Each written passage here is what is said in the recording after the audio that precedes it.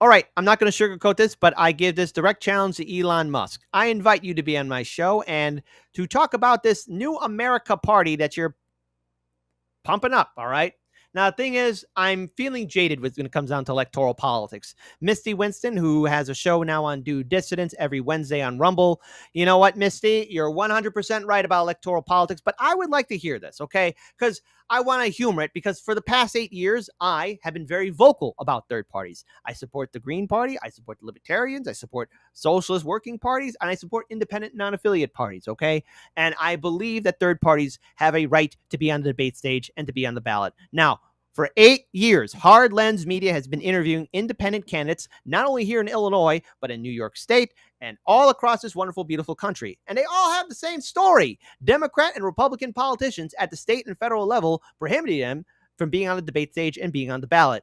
In Illinois in particular, I don't want to tout my own horn here, but I'm a bit of an expert here because the Libertarians, Greens, and non-affiliates and socialist independent candidates for the past 8 years, Harlan's Media has been around when it covers to state or county or even federal elections, all have the same, shockingly depressing story. They have to at least get maybe 50,000 signatures, and that's above the max in order to secure their candidates from being on the debate stage or being on the ballot. And they're rarely on the debate stage at all. They always have to face off against the Illinois Supreme Court or some kind of form of legality in order for the signatures to be verified in whatever county or town or city they're running in Illinois. Illinois is one of the most draconian states. An argument can be made that New York and Illinois are in a fight in regards to which one's going to be more draconian than the other.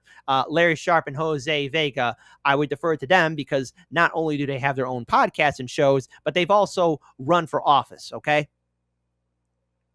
They've actually stepped up, and I will salute them, all right? I will salute them for what they're doing and the fight that they are in, and the fact that they are actually trying to run in New York State. So my direct challenge to Elon Musk, I invite you to be on the show to talk about the America Party. And I'm gonna bring a panel of guests too, who are independents, who would love to speak to you about this America Party, because what is your party going to do that's going to be different? And if you are going to be doing an America Party, the thing is, a heads up, you're going to be facing off against all 50 state laws as well as federal laws prohibiting the America Party from being on the debate stage. And is that going to be opening the door for other third parties? Now, I know how a lot of people feel about Elon Musk, but I just want to see this because, I remember the failure of the People's Party. Hey, I had high hopes for it. I did. And then don't forget Andrew Yang's Forward Party. Far in the win. That's it. Two third parties that I was rooting for them. Now, there's the Greens and the Libertarians, and I'm just going to say this to the Greens and Libertarians.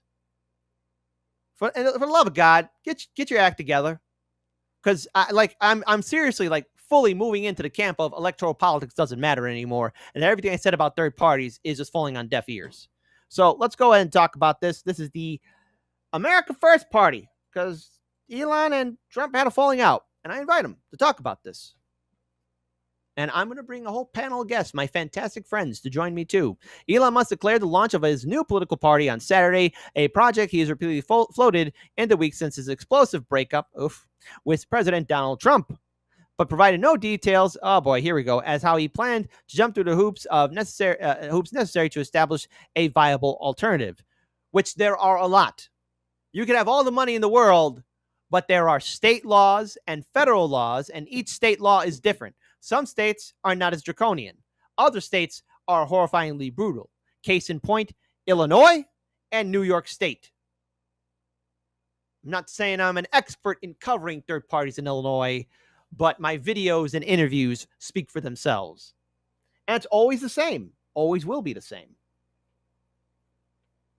And Message says, MAGA losing their shite over Musk is quite amusing. Yes, there is a falling out. And Lawrence Johnson says, offering a third party begins with overturning the state ballot laws that entrench Democrat and Republican parties. I got you. I know. That's the real truth of it. It is the real truth of it.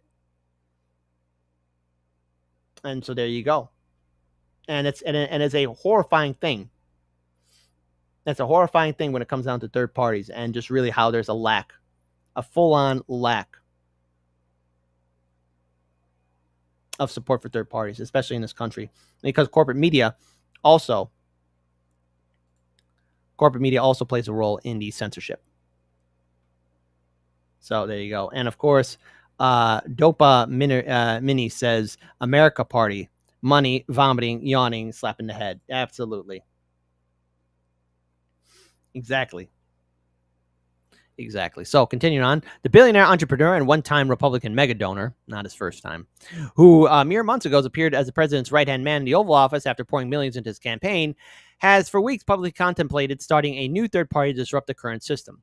Musk on Saturday appeared to confirm his intention to launch his America Party after posting a poll on his X account the prior day asking followers whether or not he should create a new party. It's not that we need to create a new party. We need to get money out of politics. That's through citizen ballot initiatives, okay? That means no millionaires or billionaires or corporate entities, dark entities buying off our politicians through citizen ballot initiatives. Number 2, creating movements and organizations not connected in Washington, D.C. Make every state a ballot initiative state. Number 3, hey, we want exchange of ideas. Abolish political parties. Abolish them all. And even if we don't get there, let's have some ranked choice voting. And if so, we're going to have third parties. Fine. But we got to make this door open for everybody. That means the Greens, the Libertarians, the Socialists, and why not America First Party? And if Andrew Yang and the People's Party ever want to get their act together, fine. Andrew Yang's Forward Party and the People's Party, fine. Let's have multiple choices here. We haven't had that in such a long time here in America because we do have a two-party system that is inherently corrupt, inherently evil. But then there is the concern of, instead of a two-headed monster, we'll have a multi-headed hydra. So let's go ahead and continue on. By a factor of 2 to 1, you want a new political party and you shall have it. When it comes to bankrupting our country with waste and graft, we live in one-party system, not a democracy. We live in a constitutional republic, folks, not a democracy. Musk's third-party musings began in earnest last month's massive meltdown between the president and his former advisor over the big, beautiful bill, which the former Doge head has decreed as wasteful.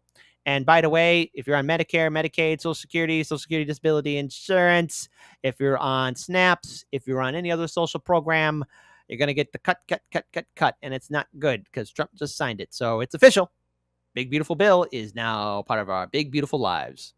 As Trump on Thursday flaunted his successful push to muscle a Republican mega bill through Congress this week, Musk sought to drum up support for his potential third-party launch, posting that his new party would target a handful of vulnerable swing seats to leverage political power. Okay. Fine. I would love to interview you to hear about this plan, the overall foundations, because I'm pretty sure there's plenty of Greens and Libertarians that also want to know, is this going to be all-inclusive? I hope so. I would hope, but hope in one hand, crap in the other, see which one fills up faster. As Trump, continuing on, given the razor-thin legislative margins, that would be enough to serve as the deciding vote on continuous laws, ensuring that they serve the true will of the people, he wrote.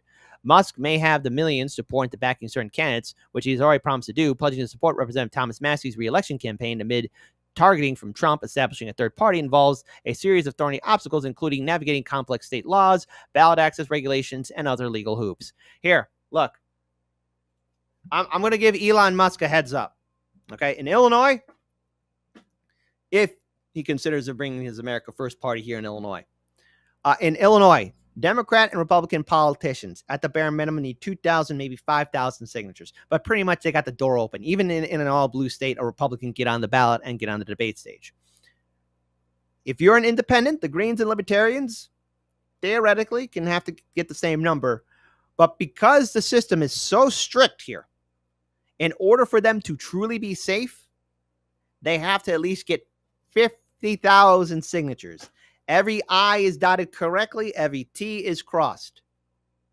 And then they got to go through a whole trial and tribulations of legalities. So will the America First Party stand with the Illinois Green and Illinois Libertarian Party as they're facing off against the Illinois Supreme Court? I don't know.